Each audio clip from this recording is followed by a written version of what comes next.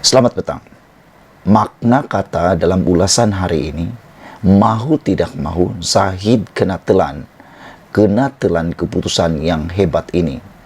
Mahu tidak mahu, Ismail Sabri Yaakob perlu mengadakan pilihan raya pada tahun 2023. Sebagai seorang Perdana Menteri yang benar-benar bertanggungjawab, mahu tidak mahu PRU 15 tidak boleh diadakan pada tahun ini, bukan kerana nak menang atau nak kalah, tetapi kerana peraturan dan perlembagaan persekutuan.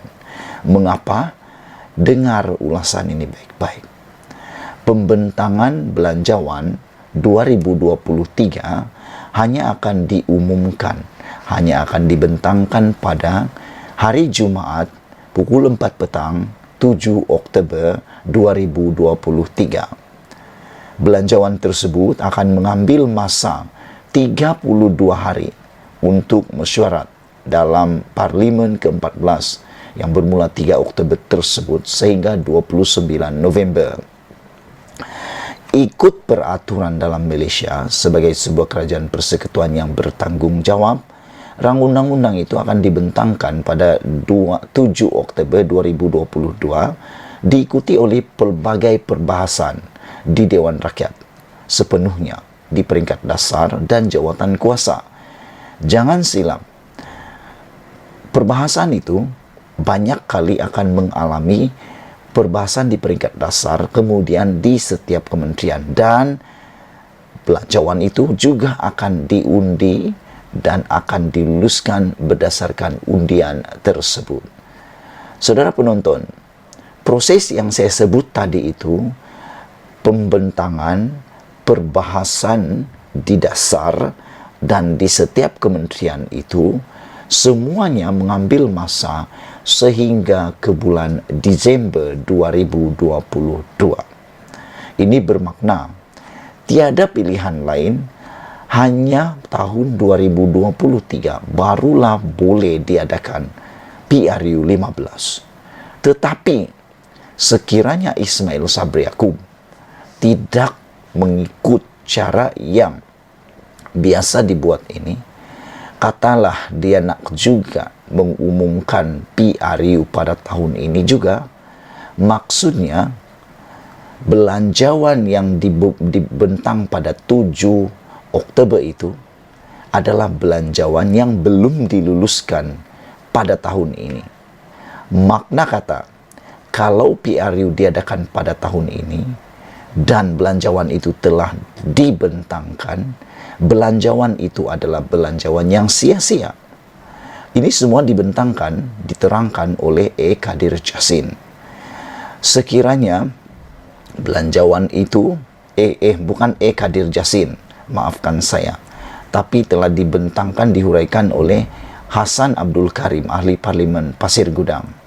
Sekiranya Ismail Sabri teruskan juga PRU pada tahun ini, makna kata, ulang sekali lagi, undang atau belanjawan tersebut yang dibentangkan hanyalah belanjawan yang gula-gula dan janji manis, kerana belanjawan itu tidak akan dapat diteruskan pada tahun 2023. Mengapa? Kerana belum diluluskan oleh Parlimen pada tahun ini.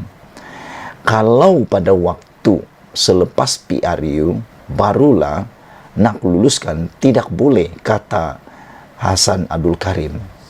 Belanjawan itu perlu dibentangkan sekali lagi. Maknanya, belanjawan lain yang akan dibentangkan, bukan belanjawan pada kali ini, kata Hassan Abdul Karim. Jika senario ini benar-benar berlaku, maka rang undang-undang perbelanjaan 2023 perlu dibentangkan semula oleh kerajaan persekutuan yang baru. Ditambah lagi, jika parti politik yang akan memerintah tahun depan nanti adalah kerajaan baru, itu lagi parah.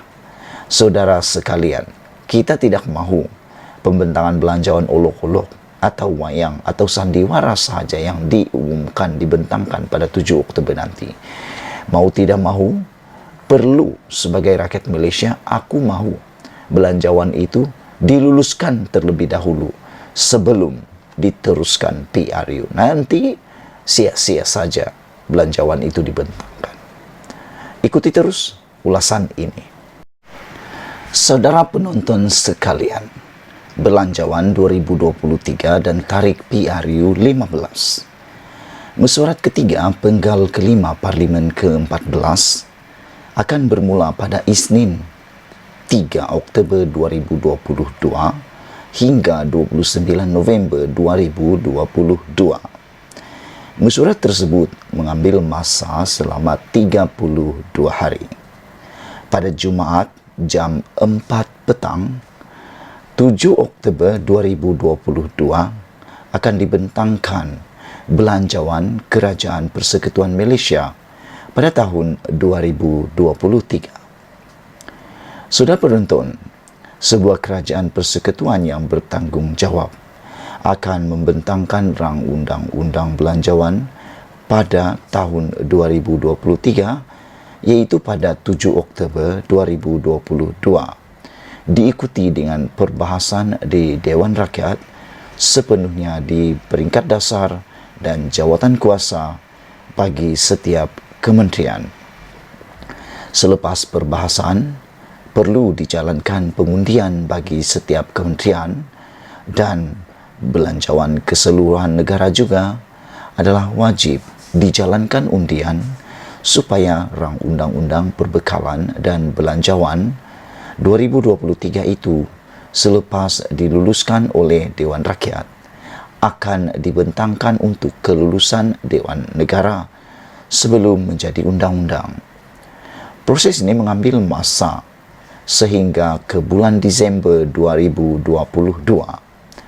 Ini bermakna pilihan raya umum ke-15 hanya boleh diadakan pada tahun 2023. Sekali lagi aku bacakan. Ini bermakna pilihan raya umum ke-15 hanya boleh diadakan pada tahun 2023.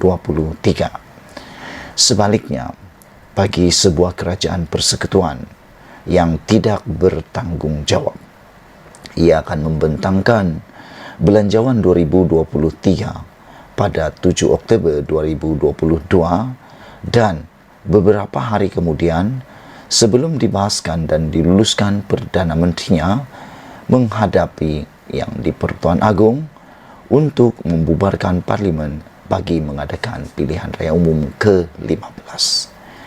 Kerajaan yang tidak bertanggungjawab itu akan membentangkan belanjawan untuk pilihan raya dengan segala gula-gula dan janji manis untuk memancing rakyat supaya mengundi mereka. Kerajaan yang tidak bertanggungjawab itu tidak peduli dengan kemungkinan banjir besar, banjir monsun yang akan berlaku pada bulan November dan Disember nanti. Kerajaan yang tidak bermoral itu akan bentangkan belanjawan negara bersifat sandiwara dengan tujuan hanya untuk mendapatkan undi rakyat dalam pilihan raya umum pada musim banjir. Apabila Parlimen dibubarkan, sedangkan belanjawan tahun 2023 yang dibentangkan tetapi belum diluluskan, maka semua prosiding sidang Parlimen itu hanya jadi wayang sahaja untuk menipu rakyat. Jika senario itu benar-benar berlaku, maka selepas PRU 15 nanti, rang undang-undang perbekalan 2023 belanjawan perlu dibentangkan semula oleh kerajaan persekutuan yang baru. Dari segi undang-undang perlembagaan, kerajaan persekutuan bagi Parlimen ke-14 adalah berbeza dengan kerajaan persekutuan bagi Parlimen ke-15. RUU Belanjawan 2023 yang dibentangkan dalam sidang Parlimen ke-14 sekarang tidak boleh disambung secara automatik oleh kerajaan baru dalam Parlimen ke-15 selepas PRU 15, walau parti politik yang sama menjadi kerajaan. Apatah lagi jika parti politik yang lain pula berkuasa selepas PRU 15. Jadi, sebagai seorang ahli parlimen, Maka saya menasihatkan Perdana Menteri Ismail Sabri Yaakob dan Kerajaan Hibrid sekarang Barisan Nasional Perikatan Nasional supaya membentangkan belanjawan yang betul, bukan sandiwara, untuk tahun 2023 yang boleh dipertanggungjawabkan. Kita tidak mahu membentangkan belanjawan olok-olok atau wayang atau sandiwara pada 7 Oktober 2022. Nanti kerana Perdana Menteri dan kabinetnya sebenarnya telah membuat keputusan untuk membubarkan parlimen sebaik sahaja pembentangan belanjawan. Jika itu berlaku, belanjawan yang dibentangkan pada 7 Oktober itu nanti hanya menjadi sia-sia saja.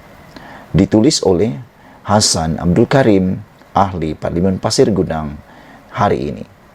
Kita jumpa lagi. Jangan lupa tinggalkan komen Anda. Sila tinggalkan komen Anda dan tekan butang subscribe. Malaysia kita punya, kita jaga sama-sama, cintai Malaysiaku. Bye-bye.